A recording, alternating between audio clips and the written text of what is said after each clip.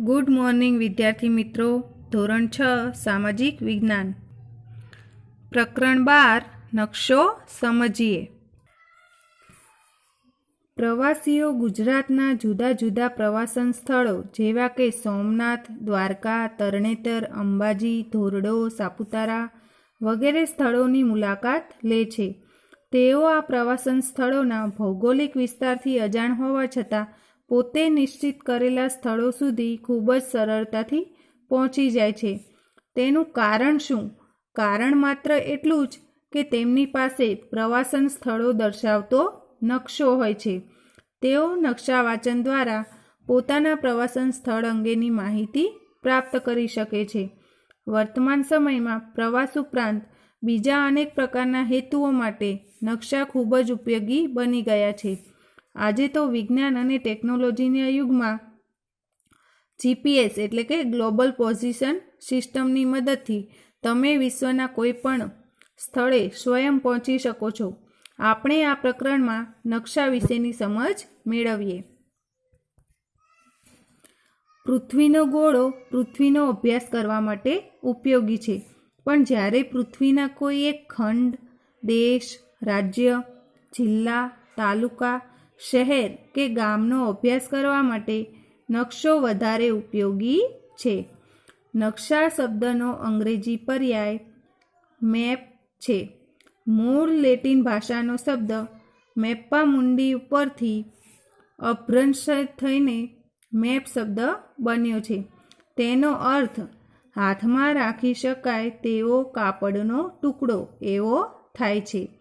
સામાન્ય અર્થમાં નકશો પૃથ્વીની સપાટી અથવા તેના કોઈ એક ભાગના સપાટ કાગળ પરના આલેખનને નકશો કહેવાય છે. મોટા વિસ્તાર ધરાવતા પ્રદેશની ઘણી બધી વિગતોને નકશામાં સમાવેશ કરી શકાય છે. તો વિદ્યાર્થી મિત્રો, નકશાનો અંગ્રેજી પર્યાય શું છે? તો મેપ, અને મૂળ લેટિન ભાષાના મેપ્પા મુન્ડી શબ્દ ઉપરથી અભ્રંશ થઈને મેપ શબ્દ બન્યો છે. તેનો અર્થ શું થાય? તો હાથમાં રાખી શકાય તેવો કાપડનો ટુકડો એવો તેનો અર્થ થાય છે. અને સામાન્ય અર્થ જોઈએ તો નકશો એ પૃથ્વીની સપાટી અથવા તેના કોઈ એક ભાગના સપાટ કાગળ પરના આલેખનને નકશો કહેવામાં આવે છે. અને મોટા વિસ્તારો ધરાવતા પ્રદેશની ઘણી બધી વિગતોનો નકશામાં સમાવેશ કરી શકાય છે. નકશાપોથીના નકશા પૃથ્વી અથવા તેના વિશાળ ભાગની બહુવિધ વિગતો દર્શાવતા નકશાના સમૂહને નકશાપોથી કહે છે. તેમાં રાજકીય, વહીવટી, પ્રાકૃતિક અને સાંસ્કૃતિક વિગતો દર્શાવેલ હોય છે. નકશાની મદદથી જે તે પ્રદેશની સંપૂર્ણ વિગતો જાણી શકાય છે. નકશા વિવિધ પ્રદેશની મહત્વની વિગતો જેવી કે પ્રાકૃતિક એટલે કે પર્વત, ઉચ્ચ પ્રદેશ, મેદાન, નદી, સરોવર વગેરે, અને સાંસ્કૃતિક એટલે કે પરિવહન, ઉદ્યોગો, ખેતી, સિંચાઈ વગેરે દર્શાવે છે. તો વિદ્યાર્થી મિત્રો, આપણે ઘણા બધા નકશા જોયા છે. પૃથ્વી અથવા તેના વિશાળ ભાગની બહુવિધ વિગતો દર્શાવવા નકશાના સમૂહને નકશાપોથી કહે છે. આપણે નકશાપોથીમાં નકશા પૂરીએ છીએ ને, તેમાં શું શું હોય? તો તેમાં રાજકીય, વહીવટી, પ્રાકૃતિક અને સાંસ્કૃતિક વિગતો દર્શાવવામાં આવી હોય છે. અને નકશાની મદદથી કોઈ પણ પ્રદેશની સંપૂર્ણ વિગતો જાણી શકાય છે. નકશા વિવિધ પ્રદેશની મહત્વની વિગતો જેવી કે પ્રાકૃતિક વિગતો, જેમાં કોનો સમાવેશ થાય? તો પર્વત, ઉચ્ચ પ્રદેશ, મેદાન, નદી, સરોવર વગેરેનો સમાવેશ થાય છે. તે આપણને નકશામાં દર્શાવી શકીએ છીએ. તેવી જ રીતે સાંસ્કૃતિક વિગતોમાં પરિવહન, ઉદ્યોગો, ખેતી, સિંચાઈ વગેરે નકશામાં દર્શાવી શકાય છે. નકશાના પ્રકાર. નકશાના મુખ્ય બે પ્રકાર છે: હેતુ આધારિત નકશા અને માપ પ્રમાણે નકશા. તો વિદ્યાર્થી મિત્રો, નકશાના કુલ કેટલા મુખ્ય પ્રકાર? તો મુખ્ય પ્રકાર બે છે: એક હેતુ આધારિત અને બે માપ પ્રમાણેના નકશા. પ્રથમ જોઈએ હેતુઓ આધારિત નકશા.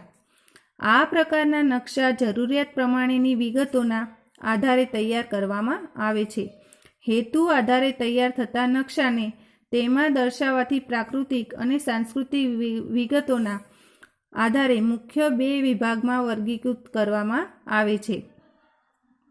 તો હેતુઓ આધારિત નકશાને કેટલા વિભાગમાં વર્ગીકૃત કરવામાં આવે? તો બે વિભાગમાં. પહેલું છે પ્રાકૃતિક નકશા અને બીજું છે સાંસ્કૃતિક નકશા. તો હેતુઓ આધારિત નકશામાં આપણે પ્રથમ જોઈશું પ્રાકૃતિક નકશા. કુદરત નિર્મિત વિગતોનું આલેખન કરતા નકશાઓને પ્રાકૃતિક નકશા કહે છે. પ્રાકૃતિક નકશામાં પૃથ્વીના પ્રાકૃતિક ભૂમિ સ્વરૂપો જેમ કે પર્વત, ઉચ્ચ પ્રદેશ, મેદાન, નદીઓ, મહાસાગરો વગેરે દર્શાવવામાં આવે છે. વન્ય પ્રાણીઓ, વનસ્પતિ, જંગલો, ખનિજ વગેરેનું વિવરણ દર્શાવતા નકશાઓ પ્રાકૃતિક નકશાના ભાગ છે. તો વિદ્યાર્થી મિત્રો, પ્રાકૃતિક નકશા એટલે શું?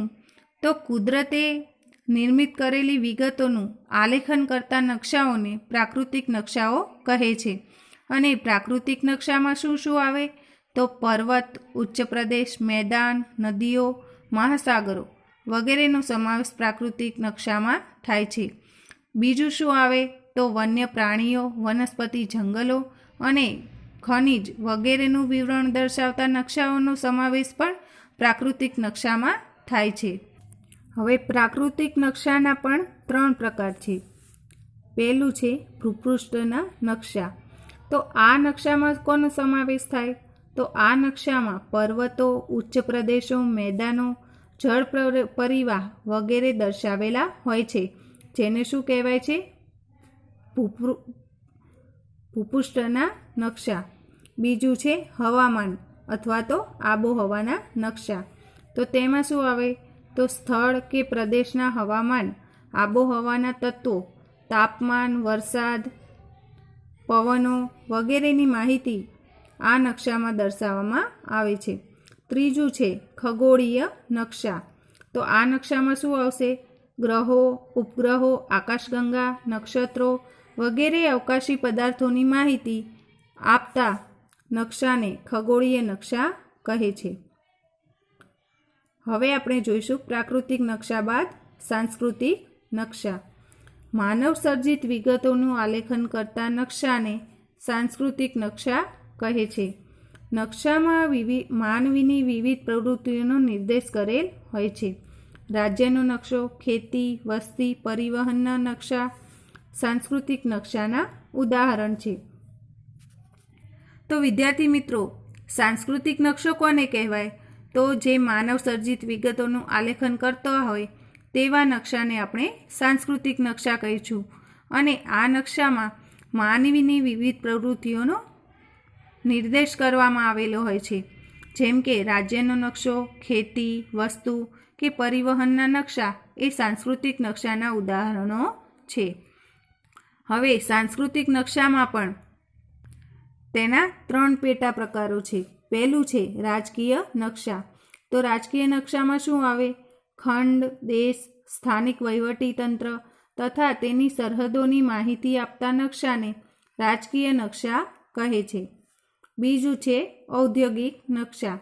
તો ઔદ્યોગિક ક્ષેત્રો, ઉદ્યોગોનો તબક્કાવાર ઇતિહાસ, ઉત્પાદન વગેરેની માહિતી ઔદ્યોગિક નકશાઓમાં આપવામાં આવે છે. ત્રીજું છે ઐતિહાસિક નકશા. પ્રાદેશિક કે રાષ્ટ્રીય વહીવટી તંત્રનો ઇતિહાસ દર્શાવતા નકશા ઐતિહાસિક નકશા કહે છે. આ સિવાય માપ પ્રમાણે પણ 2 પ્રકાર છે. આપણે આ બધા હેતુઓ આધારિત નકશાના પ્રકાર જોયા. હવે આપણે જોઈએ માપના આધારે નકશાના પ્રકાર. સામાન્ય રીતે એક નકશાનું પ્રમાણ માપ 1 સેન્ટીમીટર જેમ 50 કિલોમીટર કરતાં ઓછું હોય તો તેને મોટા માપના નકશા કહે છે. અહીં નકશામાં 1 સેન્ટીમીટર બરાબર 50 કિલોમીટર પૃથ્વી પર વાસ્તવિક અંતર દર્શાવે છે.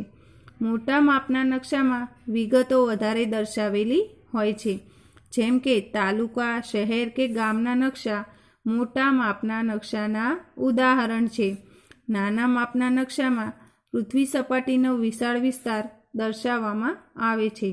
જેમ કે જુદા જુદા ખંડ કે દેશના નકશાને નાના માપના નકશા કહે છે. વિશ્વનો નકશો, દેશના નકશા, નકશાપોથીના નકશા, નાના માપના નકશાના 4 પ્રકાર છે. એટલાસ, કેડેસ્ટ્રલ, સ્થળ વર્ણન અને ભીંત નકશા. માપના આધારે નકશાના પ્રકારમાં પણ પેટા પ્રકારો છે. જેમ કે મોટા માપના નકશા અને નાના માપના નકશા. તો મોટા માપના નકશા કોને કહેવાય? તો સામાન્ય રીતે એક નકશાનું પ્રમાણ માપ કેટલું હોય? 1 સેન્ટીમીટર એટલે કે 50 કિલોમીટર કરતાં ઓછું હોય તો તેને મોટા માપના નકશા કહેવાય છે. અને આ નકશામાં 1 સેન્ટીમીટર બરાબર 50 કિલોમીટર પૃથ્વી પર વાસ્તવિક અંતર દર્શાવે છે. મોટા માપના નકશામાં શું વધારે હોય? તો મોટા માપના નકશામાં વિગતો વધારે દર્શાવેલી હોય છે. તો કઈ કઈ વિગતો હોય? તાલુકા, શહેર કે ગામના નકશા એ મોટા માપના નકશાના ઉદાહરણ છે. જ્યારે નાના માપના નકશામાં પૃથ્વી સપાટીનો વિશાળ વિસ્તાર દર્શાવવામાં આવે છે. જેમ કે જુદા જુદા ખંડ અથવા દેશના નકશાને નાના માપના નકશા કહેવાય છે. વિશ્વનો નકશો, દેશના નકશા અને નકશાપોથીના નકશા તેને નાના માપના નકશા કહેવાય છે. અને નાના માપના નકશાના 4 પ્રકાર છે: એટલાસ, કેડેસ્ટ્રલ, સ્થળ વર્ણન અને ભીંત નકશા. નીચે આપેલ કોષ્ટકમાં તમારી શાળામાં ઉપલબ્ધ નકશાઓની યાદી તૈયાર કરો. નકશામાંથી કઈ વિગત દર્શાવેલી છે તેની નોંધ કરો. કોષ્ટક ક્રમ, નકશાનું નામ અને નકશાની વિગત. સૌપ્રથમ આવશે ભારતનો પ્રાકૃતિક નકશો. તો તેમાં નદીઓ, જંગલો, મેદાનો, પર્વતો, ઉચ્ચ પ્રદેશ વગેરે દર્શાવવામાં આવ્યું છે. બીજું છે ભારતનો રાજકીય નકશો. તો તેમાં રાજ્યો, પાટનગર, દેશની સીમા, દેશની રાજધાની વગેરે દર્શાવવામાં આવ્યું છે. ત્રીજું છે ગુજરાતનો રાજકીય નકશો. તો તેમાં જિલ્લા, વડુમથક, સીમાઓ, રાજ્યની સીમા વગેરે દર્શાવવામાં આવેલું હોય છે. ચોથું છે ગુજરાતનો પ્રાકૃતિક નકશો. તો તેમાં પર્વતો, નદી, જંગલો અને ઉચ્ચ પ્રદેશ દર્શાવવામાં આવ્યું છે. પાંચમું છે દુનિયાનો નકશો. તો તેમાં ખંડ, દેશ, રાજધાની, મહાસાગરો, સાગરો વગેરે વસ્તુઓ દર્શાવવામાં આવેલી છે. નીચે આપેલા નકશાઓનું અવલોકન કરી તેના પ્રકારની નોંધ કરો. તો આ નકશો અહીં દર્શાવવામાં આવેલો છે તે ગુજરાતનો નકશો છે. તો આને શું કહીશું આપણે? રાજકીય નકશો. બીજું છે ભારતનો નકશો અહીં દર્શાવવામાં આવ્યો છે. તેમાં રાજ્યો અને કેન્દ્ર શાસિત પ્રદેશો દર્શાવવામાં આવ્યા છે, જે આપણે અહીં જોઈ શકીએ છીએ. તેમાં શું દર્શાવેલ છે? આંતરરાષ્ટ્રીય સીમારેખા, રાજ્ય સીમારેખા, દેશની રાજધાની અને રાજ્યનું પાટનગર. તો આ છે ભારતનો. આને કયો નકશો કહેવાય? તો વિદ્યાર્થી મિત્રો, આને ભારતનો રાજકીય નકશો કહીશું. વિદ્યાર્થી મિત્રો, આ નકશો ભારતના ભૂપૃષ્ઠનો છે. તેમાં નદીઓ, ઉચ્ચ પ્રદેશ, ઉપસાગર, સાગર વગેરે દર્શાવવામાં આવ્યું છે. તો આને કયો નકશો કહીશું આપણે? તો આ નકશાને ભારતનો પ્રાકૃતિક નકશો કહીશું. વિદ્યાર્થી મિત્રો, અહીં દુનિયાના 7 ખંડના નામ આપવામાં આવેલા છે. તો આને કયો નકશો કહીશું? દુનિયાના ખંડનો નકશો કહેવાશે. આટલું જાણો. ભારતમાં નકશાઓ બનાવતી મુખ્ય 3 સંસ્થાઓ છે. નેટમો એટલે કે નેશનલ એટલાસ થેમેટિક મેપ ઓર્ગેનાઇઝેશન. આ સંસ્થા કોલકાતામાં આવેલી છે. તે વિતરણ દર્શાવતા નકશાઓનું નિર્માણ કરે છે. NRSA એટલે કે નેશનલ રિમોટ સેન્સિંગ એજન્સી. આ સંસ્થા હૈદરાબાદમાં આવેલી છે. તે ઇસરો દ્વારા અવકાશમાં સ્થાપિત ઉપગ્રહ દ્વારા લેવાયેલ તસવીરથી નકશાઓ તૈયાર કરે છે. ત્રીજું છે સર્વે ઓફ ઇન્ડિયા. આ સંસ્થા દહેરાદૂન ખાતે આવેલી છે. આ સંસ્થા નકશા નિર્માણ અને તેના ઉપયોગ માટેની મંજૂરી આપે છે. આપણા પાઠ્યપુસ્તકના નકશા આ સંસ્થા દ્વારા પ્રમાણિત કરેલ છે.